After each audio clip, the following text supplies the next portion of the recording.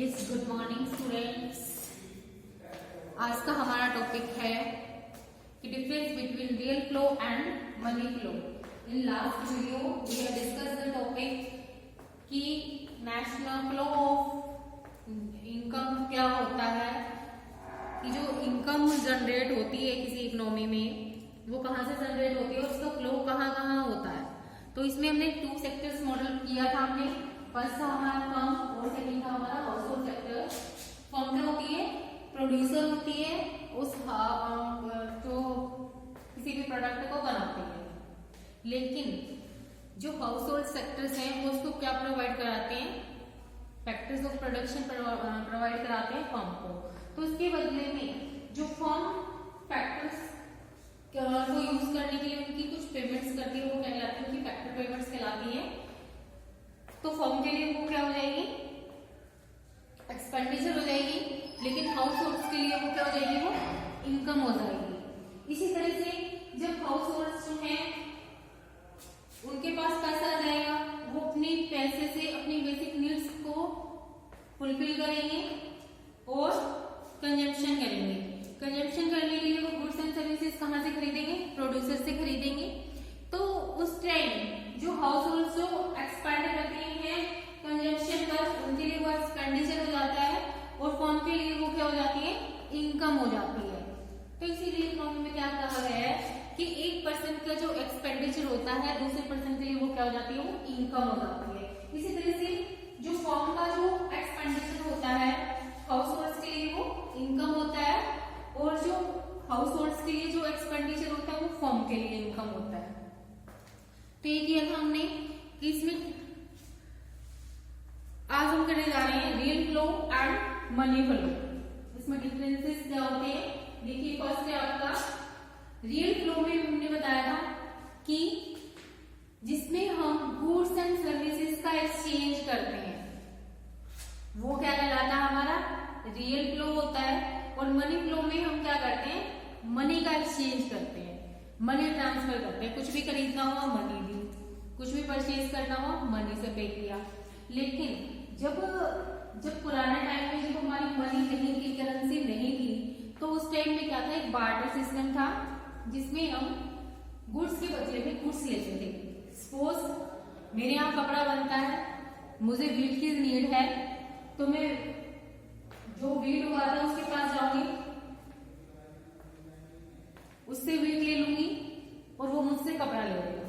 तो दोनों पर्सन्स की जो नीड्स थी वो क्या हो जाती थी? वो सेटिस्फाई हो जाती थी, फुलफिल हो जाती थी। लेकिन अभी इतना डीपली नहीं जाना है बार्टर सिस्टम में, बस इतना ही कीजिए। जो रियल फ्लो होता है उसमें मनी का ट्रांसफर नहीं होता है, उसमें सिर्फ गुड्स एंड सर्विसेज का ट्रांसफर होता है, जबकि मनी फ्लो में मनी का ट्रांसफर होता है।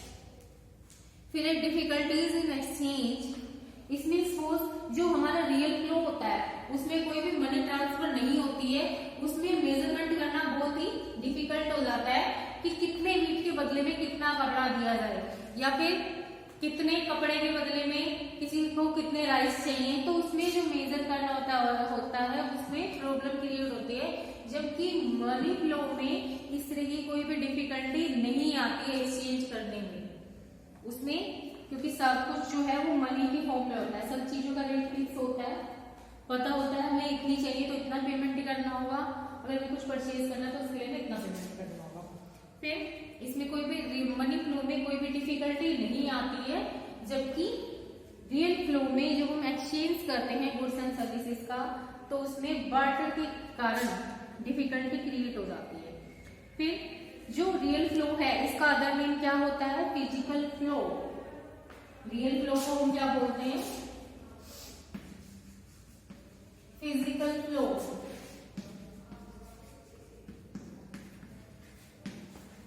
अगर आपसे पूछा जाए कि फिजिकल फ्लो क्या होता है तब आप रियल फ्लो को ही डिफाइन करेंगे। और मनी फ्लो का अदर नेम क्या होता है? मनी फ्लो का अदर नेम होता है नॉमिनल फ्लो।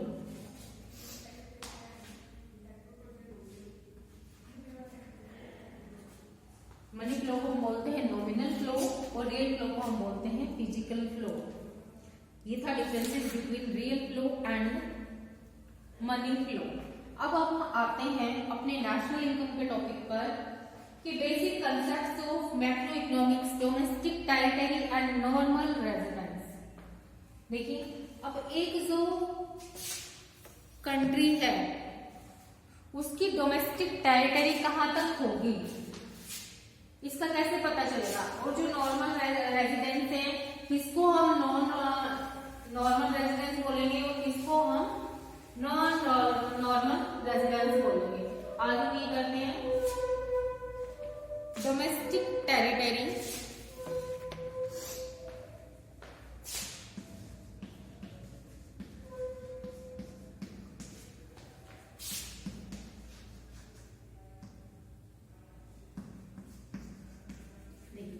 डोमेस्टिक टेरिटरी का मतलब होता है कि किसी भी कंट्री की ऐसी बाउंड्री लाइन है, इतना ऐसा जगह जहां पर हम अपनी मनी को, गुड्स एंड सर्विसेज को बिना किसी डिफिकल्टी के एक्सचेंज कर सकते हैं पूरे इंडिया में। सपोज ये हमारा इंडिया है, ये टोटल हमारी इंडिया की बाउंड्री लाइन है, ये टोटल हमारा क्या है इंडिया है।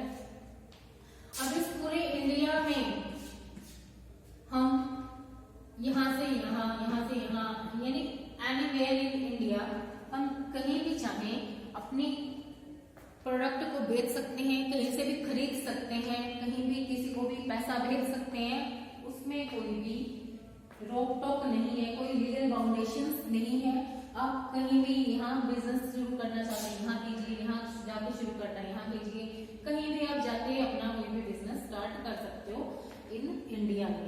तो ये क्या कहलाएगी, इंडिया की डोमेस्टिक टेरिटरी कहलाएगी, जहां पर हम कोई भी बिजनेस कर सकते हैं, गुड्स एंड सर्विसेज का एक्सचेंज कर सकते हैं, अपनी मनी का ट्रांसफर कर सकते हैं कहीं भी एक जगह से दूसरी जगह। यहाँ पे आप कहीं भी जाइए, कोई भी आपसे कुछ नहीं पूछेगा कि आपको क्यों भेज रहे हो, कैसे भेजना है, क्या करना है, क्या नहीं करना है।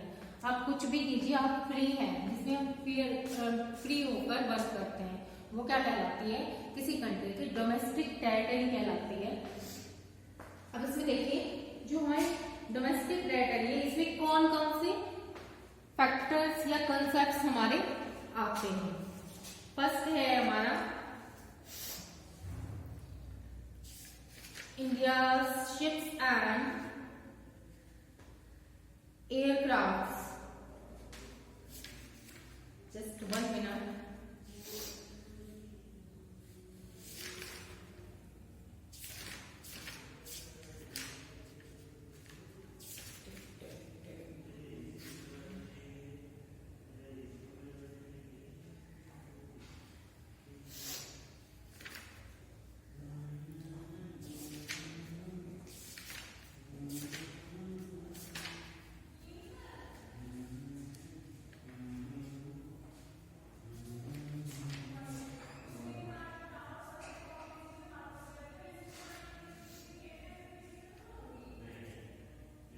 देखिए डोमेस्टिक टेरिटरी में हमारे आते हैं, फर्स्ट आ जाएगा हमारा शिप्स एंड एयरक्राफ्ट।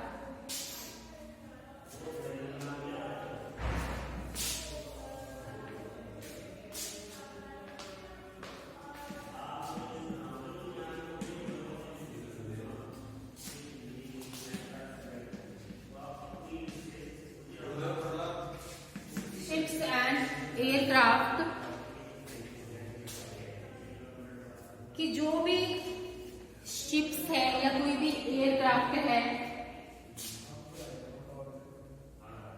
वो उसको चलाने वाला, उसको ऑपरेट करने वाला अगर इंडिया का पर्सन है, चाहे वो यूएसए में फ्लाई कर रहा है प्लेन हमारा, या अमेरिका में कर रहा है, या पाकिस्तान में कर रहा है, लेकिन वो किसकी डोमेस्टिक टेरिटरी में आएगा, वो इंडिया की डोमेस्टिक टेरिटरी में इंक्लूड किया जाएगा अगर उसको ऑपरेट करने वाला इंडियन है तो। क्लियर। फिर है जैसे suppose Indian ships moving between Japan and Korea regularly, or passenger planes operates by Air India between England and Canada are a part of the domestic territory of India. देखिए इसमें क्या है, एक शिप है, Indian ship है जो कहाँ move कर रहा है, जापान एंड कोरिया में। इंडियन शिप है, उसको ऑपरेट कौन सी कंट्री कर रही है, इंडिया कर रही है, लेकिन वो मूव कहाँ कहाँ जाता है, वो जापान में जाता है, कोरिया में जाता है। तो वो किसकी डोमेस्टिक टेरिटरी में इंक्लूड होगा, इंडिया की डोमेस्टिक टेरिटरी में इंक्लूड किया जाएगा। फिर fishing vessels, oil and natural gas rigs and floating platforms operating by the residents of the country in the international water are engaged in extraction in areas in which the country has the exclusive right to the exploration. For example, the fishing boats operated by Indian fishermen in the international water for the Indian Ocean are a part of the domestic territory of India. Suppose ये India है, यहां से एक water tank या फिर एक ship जो है वो यहाँ इंडिया से बाहर फ्लोट कर रहा है, और सपोज ये इंडियन ओशियन है, इसमें फ्लोट कर रहा है, तो ये किसकी डोमेस्टिक टेरिटरी में आएगा, ये इंडिया की डोमेस्टिक टेरिटरी में आएगा। लेकिन ये जो फ्लोटिंग कर रहा है ये इंडिया से बाहर कर रहा है, लेकिन किसका है वो शिप या किसका वो वाटर बॉडी है, ये वाटर बॉडी है बाहर, इंडिया से बाहर, वहां पर फ्लोट कर रहा है। शिप किसका है, वो इंडिया का है, एक फिशरमैन का है, तो वो किसकी डोमेस्टिक टेरिटरी में आएगा, वो इंडिया के डोमेस्टिक टेरिटरी में इंक्लूड किया जाएगा। फिर embassies, consulates and military establishment on the country located abroad. देखिए एम्बेसीज होता है, सपोज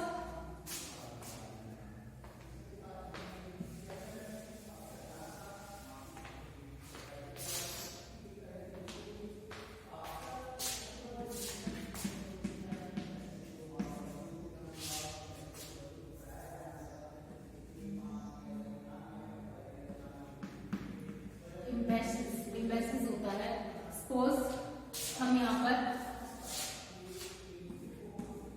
एक पर्सन है इंडिया का, ठीक है, ये कहाँ चला गया, यूएसए में जाने लगा, ये इंडिया का पर्सन है, ये इंडिया का एक पीपल कहाँ जा रहा है, यूएसए में जा रहा है।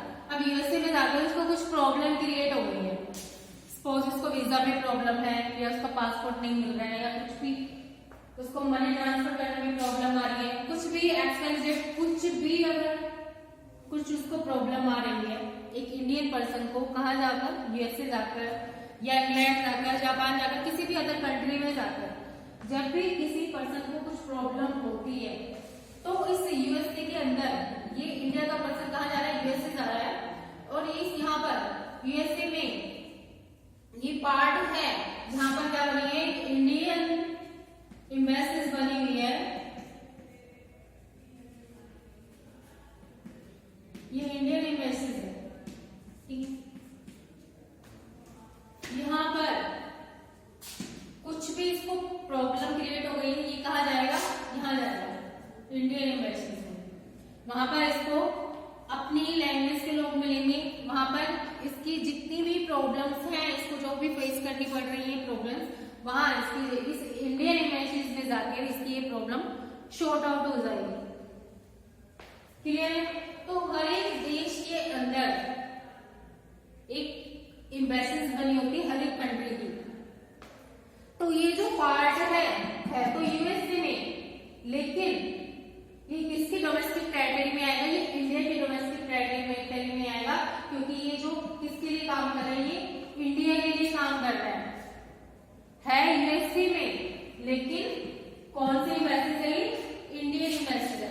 इसी तरह से इंडिया में भी एक एम्बेसीज बनी है, ये किसकी है, ये यूएसए की है। इसी तरह से यूएसए के लोग जब इंडिया में आते हैं, उनको सपोज कुछ प्रॉब्लम क्रिएट हो गई है, तो वो लोग डायरेक्ट अपनी यहाँ यूएसए वाली एम्बेसीज में आएंगे, यहाँ से उनकी प्रॉब्लम सॉर्ट आउट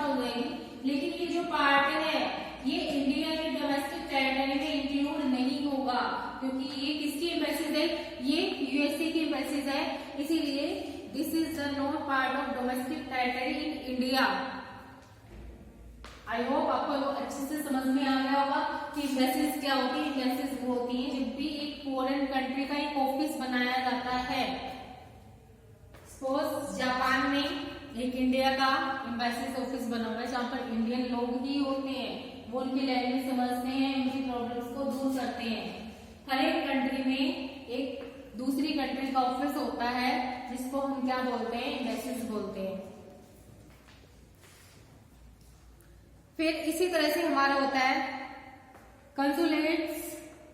कंसुलेट्स भी क्या काम करते हैं, इसी तरह से कंसुलेट्स भी काम करते हैं जिस तरह से हमारी एम्बेसीज होती हैं। सेम वर्क जो है वो कंसुलेट्स का होता है, वो भी एक देश के लिए काम करते हैं, एक देश की ग्रोथ के लिए, एक कंट्री की, एक इकोनॉमी की ग्रोथ के लिए जितनी भी वर्कआउट करेंगे। सपोज हर एक देश में एक इंडिया ने अपना एक कंसुलेट्स कहाँ भेजा, अमेरिका भेजा, किसके लिए, अपने बिजनेस की ग्रोथ के लिए।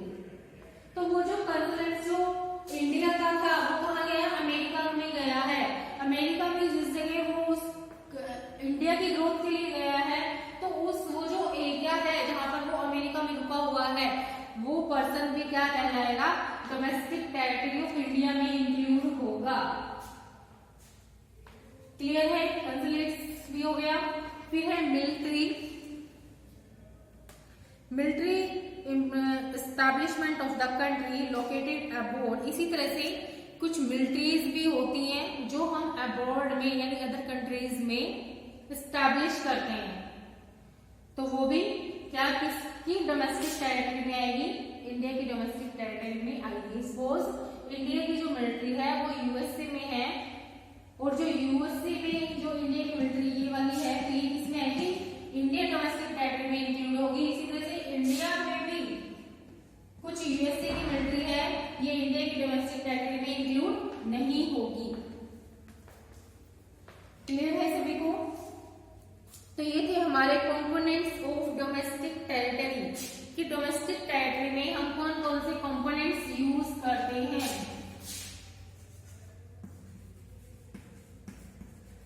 Components of domestic territory: ships and aircraft, embassies, consulates,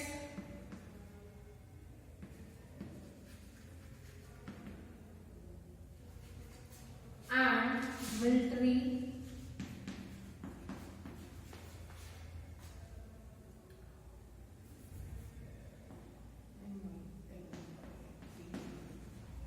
और था हमारा फिशिंग मिसाइल्स,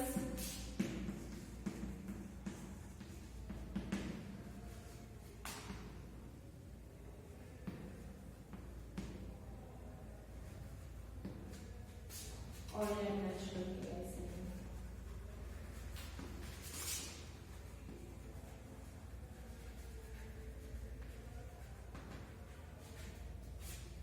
ठीक है, कि जो domestic components of domestic territory में किस किस को इंक्लूड करते हैं। शिप्स एंड एयरक्राफ्ट वो इंडिया को ऑपरेट करने वाला है, इंडिया ने चलाया है, इंडिया का है, लेकिन वो कहीं भी ऑल ओवर द वर्ल्ड वो कहीं भी फ्लाई कर रहा है, तो वो किसके टेरिटरी में आएगा, वो इंडिया की डोमेस्टिक टेरिटरी में इंक्लूड होगा। इसी तरह से embassies, consulates and militaries foreign में स्टैब्लिश है, लेकिन किसके लिए वर्क कर रही है, वो इंडियन पीपल से वर्क कर रही है, तो वो भी इंडिया की डोमेस्टिक टेरिटरी में इंक्लूड होगा। इसी तरह से फिशिंग मिसाइल्स हैं, oil and natural gas rings हैं, कि जैसे सपोज अरेबियन सी से इंडिया का एक फिशर टैंक गया है, या जिसको बोलते हैं नेचुरल गैस के लिए बड़े बड़े क्या होते हैं, रिंग्स होते हैं, वेल्स बनाए जाते हैं, तो वो किसके लिए वर्क कर रहे हैं, वो इंडिया का है,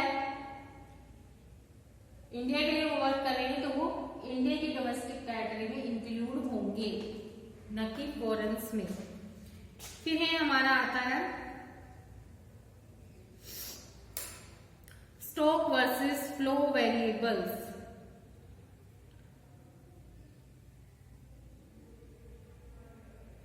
स्टॉक तो हमारा वही सिंपली होता है कि एक गिवन टाइम पीरियड में एट डिस्क्राइब आपके पास कितना अवेलेबल स्टॉक है फाइनल कंजम्पशन के लिए, तो वो स्टॉक होता है। और जबकि जो फ्लो वेरिएबल्स होता है पर मंथ, पर डे, पर वीक, जिसमें टाइम डायमेंशन होता है कि आप एक दिन में कितना आउटपुट प्रोड्यूस कर रहे हो, पर वीक कितना कर रहे हो, पर डे कितना कर रहे हो, पर आवर कितना कर रहे हो, जिसमें मतलब टाइम डायमेंशन होता है, तो वो क्या कहलाता है हमारा फ्लो वेरिएबल्स। ठीक है, अब हम आते हैं methods of calculating national income. कौन कौन से मेथड्स हैं नेशनल इनकम कैलकुलेट करने के? वो मैं आज आपको सिर्फ नाम बता रही हूँ। मंडे से आपकी क्लासेस शुरू हो जाएंगी, फिर हम पीजी के क्लास में अच्छे से कर पाएंगे। जो भी प्रॉब्लम्स होंगी आपकी सारी सॉल्व आउट हो जाएंगी। इस चैप्टर के मोस्ट इम्पोर्टेंट चैप्टर है, आपका सेकंड टाइम रिवीजन चल रहा है इसका, तो हम करेंगे मेथड्स ऑफ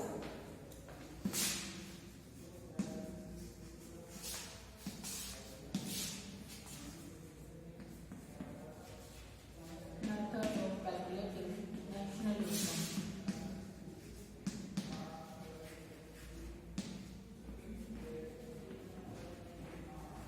इसकी 3 मेथड्स हैं। फर्स्ट है हमारा वैल्यू एडिड मेथड,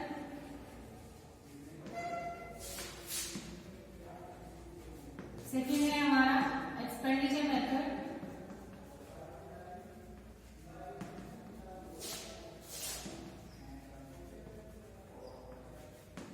थर्ड है हमारा इनकम मेथड।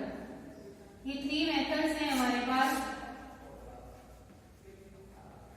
जिनको यूज करके हम नेशनल इनकम को काउंट करते हैं, नेशनल इनकम को कैलकुलेट करते हैं।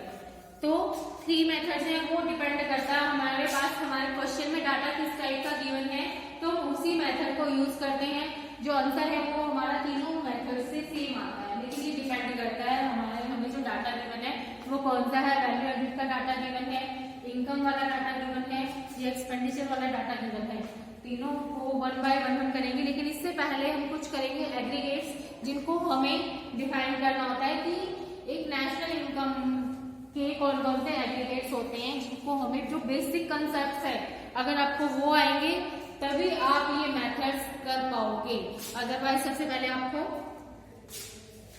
ये निकालने होंगे। नेशनल इनकम के एग्रीगेट्स होते हैं कुछ, तो वो हम कल स्टार्ट करेंगे। एग्रीगेट्स ऑफ नेशनल इनकम, इसमें आपका डेप्रिसिएशन होगा, नेट वैल्यू होगा, ग्रोस वैल्यू होगा, तो ये सब हम कल वाले लेक्चर में डिस्कस करेंगे।